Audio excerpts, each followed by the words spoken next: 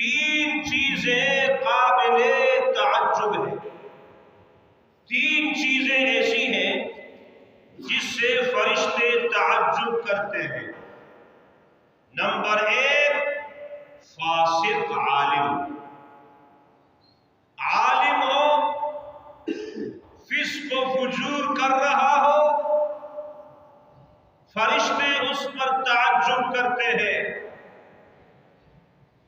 ایک قسم یہ ہے۔ نمبر دو، وہ گناہگار جس کے قبر پر چونا لگایا گیا ہے، اس کے قبر کو بہت ہی خوبصورت بنایا گیا ہے، اس کے قبر پر بہت ساری لکھائی کی گئی ہے، فرشتے تعجب کرتے ہیں۔ یہ شخص تو گناہگار ہے، اس کے قبر کو کس طرح بنایا گیا ہے، اور شریعت میں اس طرح کی قبریں بنانے کی اجازت نہیں ہے۔ یہ ہماری اپنی ترتیب ہے، یہ ہمارا اپنا ایک دین ہے۔ شریعت میں قبروں کو اس طرح بنانا، 2 منزلہ، 3 منزلہ، 4 منزلہ قبر بنانے کی شریعت میں تصور ہی نہیں ہے۔ اور جو اس پر لکھائی قرآن کریم کی آیتیں لکھتے ہیں، مرنے والے نے کبھی دنیا میں کوئی آیت پڑھی نہیں ہے، تو فرمایا گناہگار کہ قبر کو چونا وغیرہ لگایا جائے، تو اس سے فرشتے بہت بڑے تعجب کرتے ہیں۔ اور نمبر 3، فرشتے تعجب کرتے ہیں اس فاسق اور فاجر آدمی کے جنازے پر جو منقش چادر لوگ ڈال دیتے ہیں۔ جنازے کے اوپر منقش چادر، آیت الکرسی لکھی ہوئی ہے، جی سورتیں لکھی ہوئی ہیں، اور ہے فاسق فاجر، تو فرشتے تعجب کرتے ہیں۔ تو بنیادی بات، فاسق فاجر عالم، اس سے فرشتے تعجب کرتے ہیں۔ بزرگان دین نے فرمایا کہ بھائی 3 افراد ایسے ہیں، ان پر بہت بڑی حسرت آتی ہے، بہت بڑا افسوس ہوتا ہے ان پر۔ فرمایا نمبر 1، وہ آقا ہے جس کا غلام، جس کا خدمت کرنے والا تو عمل کی وجہ سے جنت میں جائے اور آقا جہنم میں۔ قیامت کے دن اس کو بہت بڑی حسرت ہوگی، افسوس کرے گا، میری خدمت میں لگا ہوا، میں اس کا آقا، یہ میرا خادم، نوکر، مزدور، لیکن عمل کی بنیاد پر وہ جنت میں جا رہا ہے اور میں جہنم میں جا رہا ہوں۔ تو فرمایا کہ قیامت کے دن اس آدمی کی بہت بڑی حسرت ہوگی۔ نمبر 2، وہ آدمی جس نے مال کمایا، وہ بھائی حلال طریقے سے کمایا، یہ نہیں کہ حرام طریقے سے کمایا، مال کمایا حلال طریقے سے، لیکن اپنی زندگی میں کوئی خیر و خیرات نہ کر سکا۔ جب بھی کوئی ایسا موقع آیا، اس نے اللہ کے راہ میں مال کو خرچ نہیں کیا، زندگی میں جہاں جہاں نیک کاموں میں مال خرچ کرنا پڑتا ہے اس نے نہیں کیا، اور یہ مر گیا۔ یہ مال ان کے وارثوں کو ملا، وارثوں نے اس مال کو پھر ان کی ملکیت ہو گئی، اب اس کی ملکیت سے مال نکل گئی۔ اب وارثوں کی ملکیت ہو گئی تو وارثوں نے اس کو نیک کاموں میں لگایا، وارثوں نے مال نیک کاموں میں لگایا، اس کی وجہ سے وہ جنت میں چلے گئے، ان کو نجات ملی، اور جو اصل مالک تھا وہ عذاب میں مبتلا رہا۔ یہ بہت بڑی حسرت کی بات ہے۔ آج دنیا کا نظام یہی ہے۔ آج شریعت میں یہ بھی ہے، یہ نہیں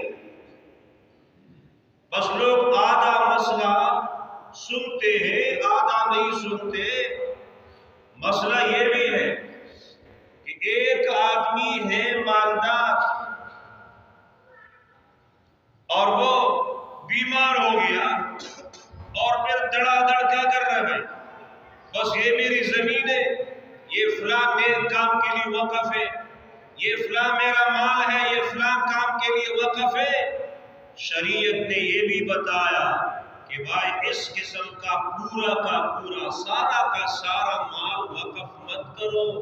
آپ کے جو پیچھے رشتہ دار ہے وہ دوسروں کے سامنے ہاتھ پھیلائے ہوئے پھرتے رہے، اس سے بہتر یہ ہے کہ ان کے لیے کچھ مال چھوڑ کے جاؤ۔ یہ بھی شریعت میں ہے۔ لیکن یہ بھی ہے کہ ایک آدمی کچھ بھی نیک کاموں میں خرچ نہیں کیا، وہ مر گیا، مال دوسروں کی ملکیت میں آ گئی اور انہوں نے نیک کاموں میں خرچ کر دیا۔ فرمایا نمبر 3، وہ عالم ہے جو لوگوں کو حدیثیں سناتا رہا، لوگوں کو قرآن کی آیتیں سناتا رہا، لوگوں کو واعظ کرتا رہا، خود اس پر عمل نہیں کیا۔ اور جنہوں نے سنا، جن کو سنایا، سننے والوں نے اس پر عمل کیا، تو کل قیامت کے دن وہ عالم جو حدیثیں بیان کرتا رہا، عمل اس پر نہیں کیا، وہ ناکام ہوگا، اور جس نے سنا عمل کیا وہ کامیاب ہوگا۔ تو اس عالم پر بہت بڑی حسرت ہے۔ تو یہاں پر بزرگان دین، علماء کرام، صحابہ کرام، تابعین، تبع تابعین جو اس قسم کی باتیں ارشاد فرماتے ہیں، یہ فقط یہ نہیں کہ سنایا، سن لیا، ختم، اس پر عمل کرنے کی کوشش ہونی چاہیے۔ افحکم الجاہلیت یبغون، اللہ کی طرف سے نازل کردہ ایک نظام موجود ہے، دستور العمل موجود ہے قرآن مجید، اس کو چھوڑ کر جاہلیت کے نظام کو اپنا رہے ہیں۔ افحکم الجاہلیت یبغون، دین کے نظام کے علاوہ جتنے بھی نظام ہیں وہ جہالت پر مبنی، وہ خود ساختہ ہے۔ اور ایک غیر مسلم وہ اسی وجہ سے مسلمان ہو گیا، اس نے کہا قرآن کریم میں جو فیصلے ہیں، احکام ہیں، جب سے قرآن کریم نازل ہوا ان احکام میں کوئی تردد نہیں، اس میں کوئی تبدیلی نہیں آئی، اور انسانوں کا بنا ہوا نظام، اس میں سال کے اندر بھی تبدیلیاں آتی ہیں، ترمیمیں آتی ہیں، سال گزر جانے کے بعد یا 5 سال گزر جانے کے بعد اس میں ترمیمات ہو جاتی ہیں۔ تو فرمایا کہ یہ بات جب میں نے دیکھی، میں سمجھ گیا کہ اللہ کا نظام اور اللہ کی کتاب سچی کتاب ہے، تو اس وجہ سے مسلمان ہو گئے۔